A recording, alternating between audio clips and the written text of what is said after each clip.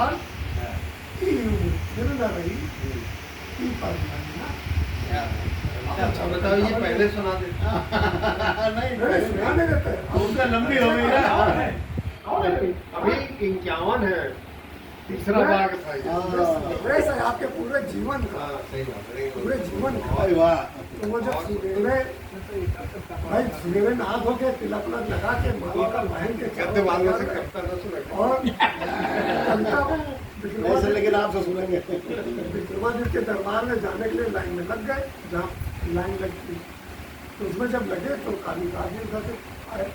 कालिदास का आदमी देखा भाई ये लोग कविता वाली लाइन में क्यों लगे हैं, क्या गर्दन कटवाएंगे क्या अपनी। तो कालिदास ने उनसे प्रयास किया, भाई हमारे मुझे बच्चे हैं कहीं ये लोग उनका गर्दन करवा दे। चार मोहल्ले के बच्चे या हमारी बेइज्जती न कर दें कि तुम्हारे मोहल्ले का तुमने कुछ सिखाया नहीं, कुछ बताया नहीं और गलत सुनत कविता लिखते। तो उसने पूछा भाई क्या है कि तुम लोग यहाँ खड़े कहीं कविता सुनाएंगे, कहीं हमें कविता पढ़ के बता दो। ये चार लाइन पढ़े लोग। तो उन्होंने कहा उसका दोस्त है जो हमारी कविता हम बता दें तुम्हें और तुम जाकर सुना दो अच्छा, तो हम तुमको नहीं बहुत किया लेकिन मैंने कहा तुमने कालिदास से भाई न मान जो वहाँ है उनकी बारी है, उनसे कहानियाँ सुनाओ। तो उन्होंने वहाँ छत रख दिया कि साहब हम सुनाएंगे तो चारों लोग मिलकर सुनाएंगे और एक एक पंक्तियाँ सुनाएंगे। तो राजा ने कहा भाई ठीक है, कालिदास की तरफ देखा, कालिदास ने इशारा करके भाई चलने, क्योंकि वो वही काम थे संचालक थे, उन्होंने कहा चलने, तो उन्होंने चलने किया।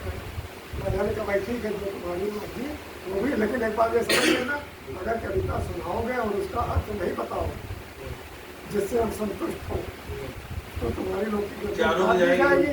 उन्होंने कहा वहाँ चारों ने हाथ खड़े करके कहते हाँ मंजूर है, अच्छा आपने सुनाओ।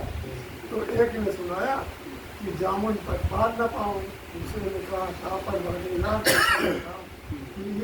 फिर मैं रही, चौथे ने कहा कि पद्म था।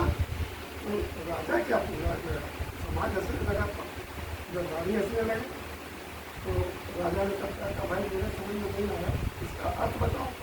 तो पहले तो एक दूसरे को समझ ताकि लगे कि अर्थ क्या होता है। तो दूसरे ने कहा तब तक वो पहले आगे ने कहा कि महाराज हम लोगों ने जिस पे कविता बनाई है वो मैं आपको बता रहा हूँ। तो उन्होंने जैसे शुरू किया कि साहब हम रास्ते में जा रहे थे तो वहाँ जामुन के पेड़ पर पत्थर मार रहे थे, पर जैसे पत्थर मार रहे थे कहा वैसे कालिदास ने कहा महाराज ये लोग बहुत कहते हुए काँप रहे देखिए उनके पैर ठीक से बोल नहीं पा रहे। तो इसका अर्थ मैं बताता हूँ, इसका अर्थ मैं बताता हूँ। कालिदास समझ चुके थे मैं क्या कहने जा रहा था एक बार।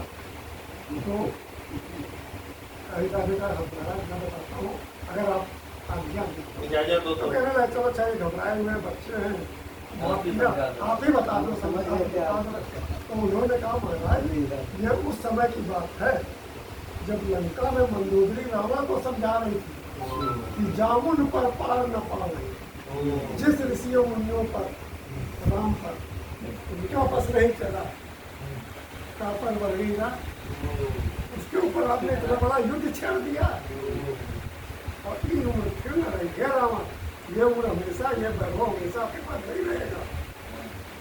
पर नहीं ना उस पर आप पढ़ाई के इसका ये गाने में जरूरी थी। पीपल का क्या बताया पीपल प्रिया रावण का रेत काल दही के कारण दिनों जन्म गवाए। मतलब दूसरे की पत्नी। तो ये हमने इसलिए अपना छोड़ा। मैं प्रयास ये करता हूँ कि लोग प्रयास करता हूँ